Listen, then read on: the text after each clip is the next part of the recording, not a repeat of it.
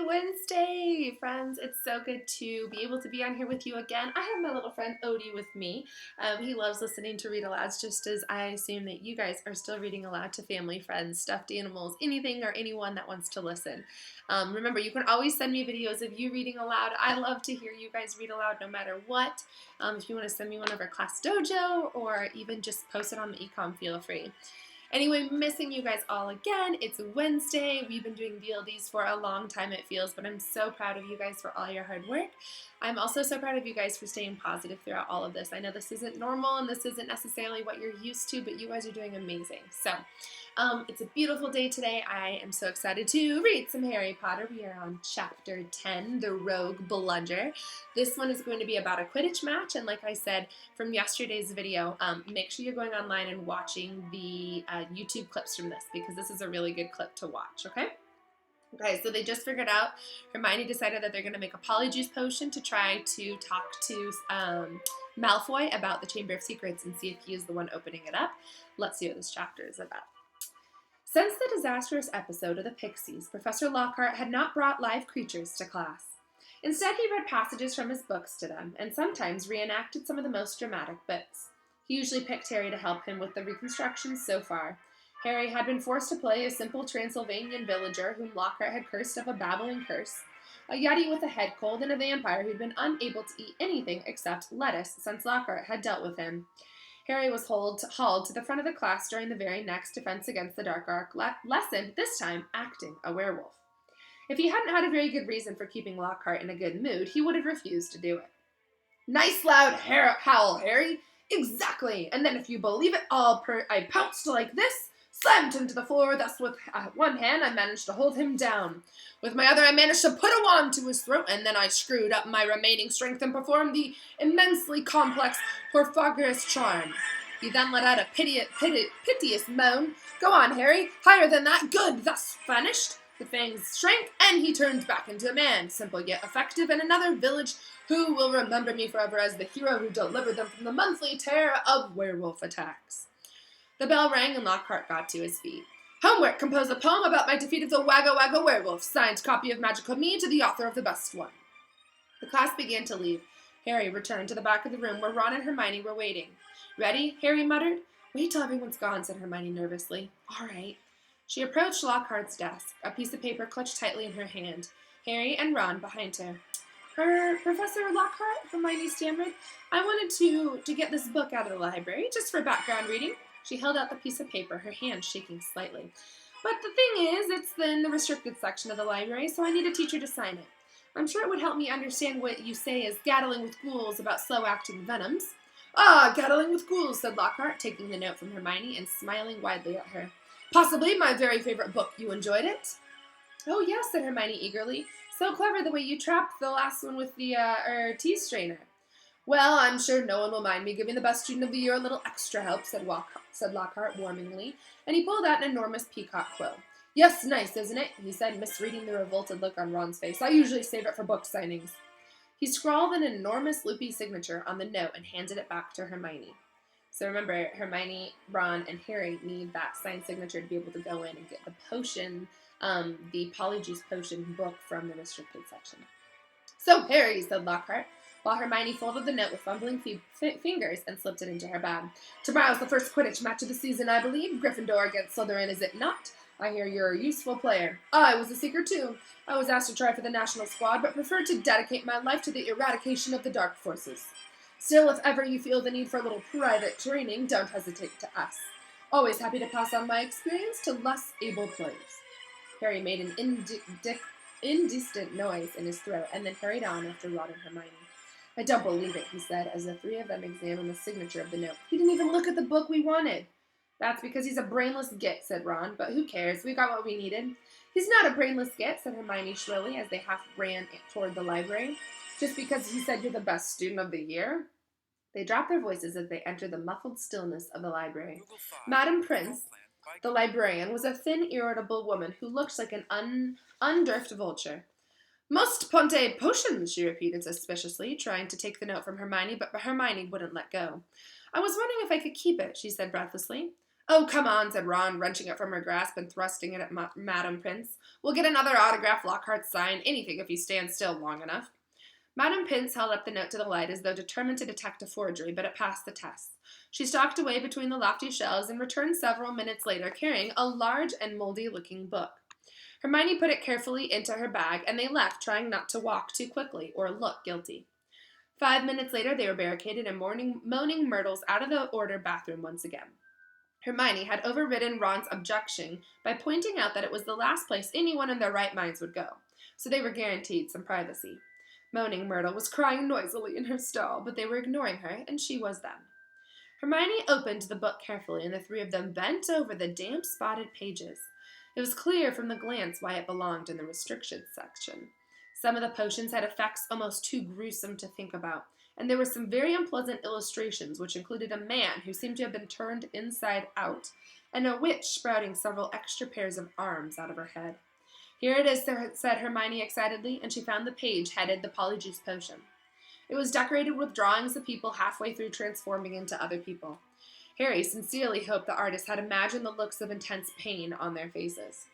"This is the most complicated potion I've ever seen," said Hermione as they scanned the recipe. "Lacewing fleas, leeches, fluxwood, and knotgrass," she muttered, running her fingers down the list of ingredients. "Well, they're easy enough. They're in the student store cupboard. We can help ourselves. Oh, look, powdered horn of a bison. I don't know where we're going to get that. Shredded skin of a boomslang? That'll be tricky, too.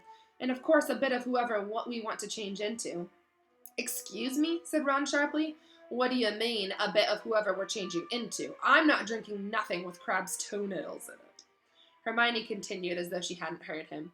"We don't have to worry about that yet, though, because we add those bits last." Ron turned speechless to Harry, who had another worry. "Do you realize how much we're going to have to steal, Hermione? Shredded skin of boomslang? That's definitely not in the student's cupboard. What we're going to have to do is break into Snape's private stores. I don't know if that's a good idea." Hermione shut the book with a snap.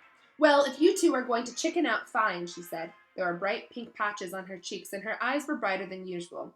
"I don't want to break the rules, you know. I think threatening Muggleborns is far worse than brewing up a difficult potion. But if you don't want to find out if it's Malfoy, I'll go straight to Madame Pince now and hand back in the book." "I never thought I'd see the day where you'd be persuading us to break rules," said Ron. "All right, we'll do it, but not toenails, okay?" "How long will it take to make, anyway?" said Harry, as Hermione looked happier again and opened the book. "Well, since the fluckweed has got to be picked at the full moon, and the lacewing has to be stewed for 21 days, I'd say it'd be ready in about a month, if we can get all the ingredients." "A month!" said Ron. "Malfoy could have attacked half the Muggleborns in school by then." But Hermione's eyes narrowed dangerously again, and she added swiftly, "But it's the best plan we've got, so full steam ahead, I'd say." However, while Hermione was checking out the coast, it was clear for them to leave the bathroom. Ron muttered to Harry, "It'll be a lot less hassle if you just knock Malfoy off his broom tomorrow." Harry woke early on Saturday morning and lay for a while thinking about the coming Quidditch match. He was nervous mainly about the thought of what Wood would say if Gryffindor lost, but also at the idea of facing a team mounted on the fastest racing brooms gold could buy. Remember, they have the Nimbus 2001, which is faster than Harry's. He had never wanted to beat Slytherin so badly. After half an hour of lying down there with his insides churning, he got up, dressed, and went down to breakfast early, where he found the rest of the Gryffindor team huddled at a long, empty table, all looking upright and not speaking much. At 11 o'clock, and as it approached, the whole school started to make its way down to the Quidditch stadium. It was a muggy sort of day with a hint of thunder in the air. Ron and Hermione came hurrying over to wish Harry good luck as he entered into the locker rooms. The team pulled on their scarlet Gryffindor robes and then sat down to listen to Wood's usual pre-match pep talk. "Slytherin has better brooms than us," he began. "No point denying it, but we've got better people on our brooms. We've trained harder than they have. We've been flying in all weathers." "Too true," muttered George Weasley. "I haven't been properly dry since August." "And we're going to make them rue the day they let that little bit of slime Malfoy buy his way onto the team." Chest heaving with emotion, Wood turned to Harry.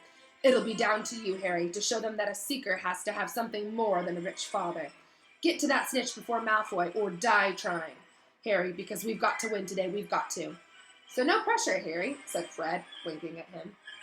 As they walked out of the pitch, a roar of noise greeted them, mainly cheers, because Ravenclaw and Hufflepuff were anxious to see Slytherin beaten. But the Slytherins in the crowd made their boos and hisses heard too. Madam Hooch, the Quidditch teacher, asked Flint and Wood to shake hands, which they did, giving each other threatening stares and gripping rather harder than was necessary. On my whistle, Madam Hooch. 3, 2, 1. With a roar from the crowd to speed them upward, the 14 players rose toward the laden sky. Harry flew higher than any of them, squinting around for the snitch. All right there, Scarhead, yelled Malfoy, shooting underneath him as though to show off the speed of his broom. Harry had no time to reply. At that very moment, a heavy black bludger came pelting toward him. He avoided it so narrowly that he felt it ruffle his hair as it passed.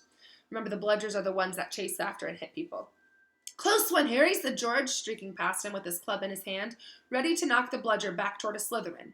Harry saw George give the bludger a powerful whack in the direction of Adrian Pusey, but the bludger changed directions in mid-air and shot straight for Harry again.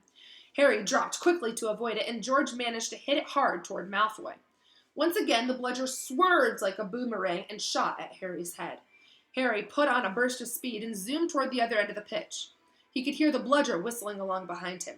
What was going on? Bludgers never concentrated on one player like this. It was their job to try to unseat as many people as possible. Fred Weasley was waiting for the bludger at the other end. Harry ducked as Fred swung at the bludger with all his might.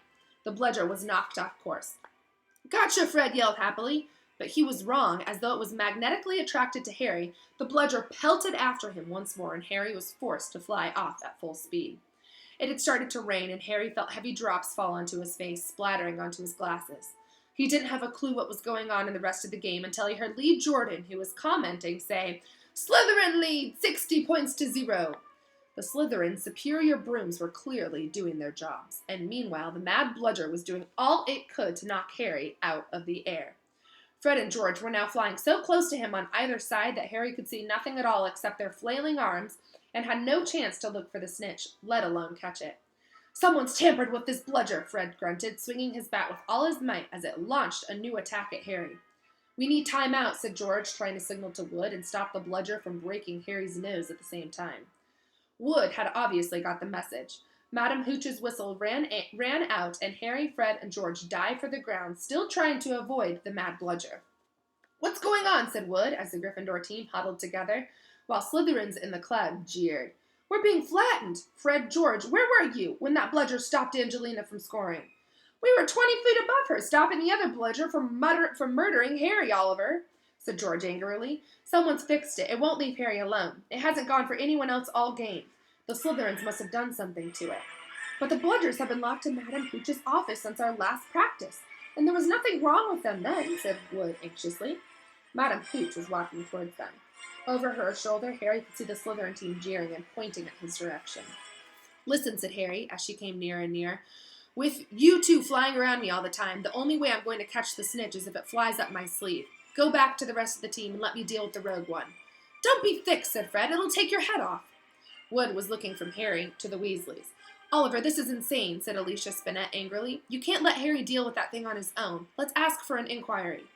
If we stop now, we'll have to forfeit the match, said Harry. And we're not losing to Slytherin just because of a crazy bludger. Come on, Oliver. Tell them to leave me alone. This is all your fault, George, said angrily to Wood. Get the snitch or die trying. What a stupid thing to tell him.